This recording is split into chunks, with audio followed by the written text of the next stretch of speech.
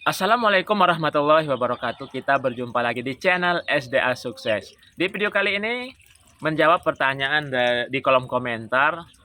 Isi pertanyaannya, Bang, di channel sebelah itu yang diasah bagian dalam. Di video sebelumnya kami mewawancarai tukang terus praktek cara mengasah si ular sawi ini itu mengasahnya di bagian atas.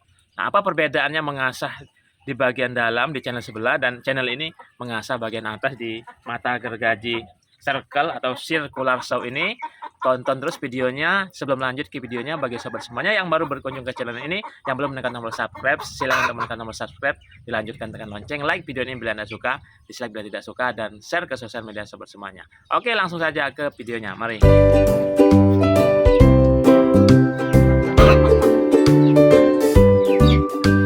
Oke sobat semuanya, saya sudah bersama Pak tukangnya. Ini Mas, jadi di kolom komentar ada pertanyaan. Kita kan di video sebelumnya sudah bikin video cara mengasah gergaji circular saw ini. Seperti dalam pertanyaannya, di channel sebelah itu ngasahnya dari sisi dalam. Nah, dari sampean dulu kan sisi luar. Itu gimana Mas tanggapan sampean? Oh ya ya, ini. Lepas dulu ya. Oke. Nah, seperti ini ya. Mungkin begini ya posisinya ya. Nah, mungkin ada beda pendapat ya, yang diasah yang di atas ini ya, atau yang bagian sininya ya. Iya. Nah, jadi ini luar, ini yang atas, ini yang bagian dalamnya, bagian dalam. Gitu ya. Nah, kenapa saya mengasah yang bagian atas? Nah, ini masalahnya gini, nanti ini tak lepas gerendanya dulu ya. Nah, kalau mau melepas gerenda tidak ada kunci, ini kebenaran ini kuncinya kemana tak cari nggak ada, itu gampang, itu nggak usah pakai kunci ya. Ini gimana itu? Tekan ininya ya, tekan ini diputar ke sini, putar berlawanan jarum jam. Nah, tuh udah lepas kan. Kalau mau mengencengi lagi tanpa kunci, enak, ini langsung dikencengkan sini. Nah, ini sudah mengunci sekali ini. Langsung kencang. Nah, tekan bagian belakang sini. Tombol untuk supaya stop ya. Nah, ini mas saya ganti dulu ya matanya ya. Kalau ini mata untuk apa ya Mas? Ini untuk gerenda kasar ini. Oh, gerenda kasar. Biasa untuk ngasah-ngasah parang-parang yang gablok-gablok itu. Nah, ini jangan salah ya. Ini ada ujungnya. Ada ujungnya nongol ini ya. Nah, seperti ini ya langsung. Oh, di nongol yang bagian ya, dalam. Di dalam. Dipencet. Nah, cukup pakai tangan aja Mas. Iya, langsung gini udah. Kuncinya hilang. Ya, kuncinya nggak tahu kemana tuh. Nah, begini ya. Kenapa saya mengasah di bagian yang atas seperti ini ya? Krak gitu ya.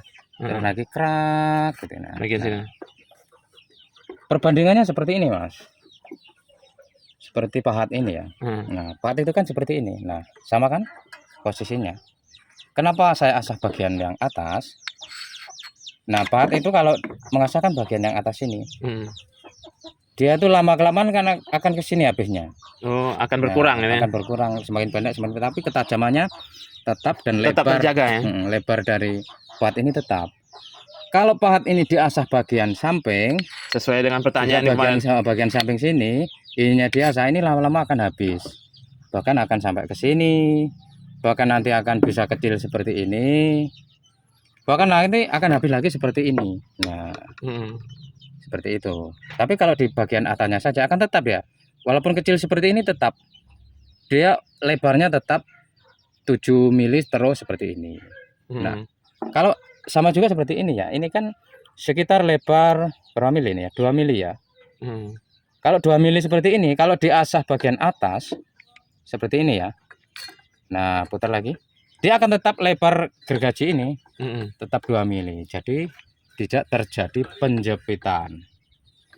Kalau diasah di bagian samping sininya ya, dia akan habis ini. Nah, jadi lebarnya tadinya 2 cm, dia tinggal akan 2 mili, akan jadi bahkan setengah mili seperti ini. Kalau bagian dalamnya coba bisa dilihat. Karena diasah di bagian samping. Memang bagian atas tetap, tetapi bagian sampingnya akan habis. Nah, kalau bagian di sini ujung dari mata gergajinya tipis, akan terjadi penjepitan ketika dipakai gergaji ini. Nah, intinya kenapa saya mengasah di bagian yang atas, untuk menghindari penjepitan dari gergaji circular saw yang kita pakai. Hmm. Seperti ini. Nah, kalau saya itu 2 cara, Mas. Yang saya asah di bagian luar atas ini Hmm. atau juga yang bagian bawah sini ya. Hmm. Nah, sininya. Bisa bagian sini, dia juga sini. Tidak bagian yang samping sini. Hmm. Kalau bagian samping-samping sini nanti akan semakin habis dari mata sirkularnya ini. Hmm. Tapi kalau di bagian yang bawah sini, nah ini kan bawah. Hmm. Yang ini yang atas. Bisa dua-duanya. Bisa.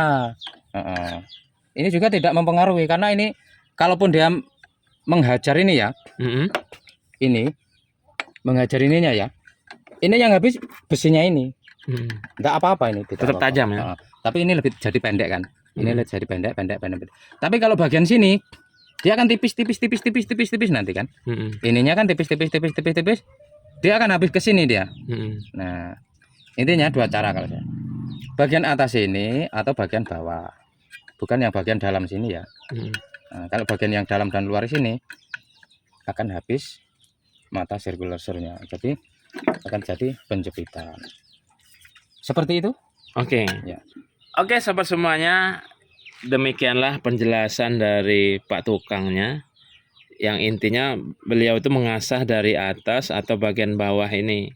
Saran dia jangan mengasah dari dalam sini atau dalam kanan, dalam kiri. Kenapa? Karena nanti dia bisa menjepit bodi ini kejepit, terus susah untuk tenaganya lebih besar lagi untuk mengasah apa menggergaji kayu.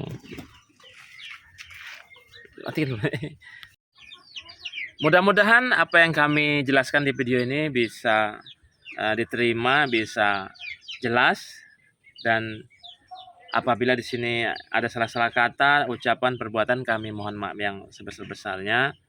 Sebelum kami akhiri, bagi sobat semuanya yang baru berkunjung ke channel ini atau yang sudah sering nonton di channel ini, yang belum menekan tombol subscribe, silakan untuk menekan tombol subscribe, dilanjutkan tekan lonceng, like video ini bila Anda suka, dislike bila tidak suka, dan share ke sosial media sobat semuanya. Untuk Pak Tukangnya, kami ucapkan terima kasih sudah mau berbagi ilmunya, dan kami akhiri. Wassalamualaikum warahmatullahi wabarakatuh.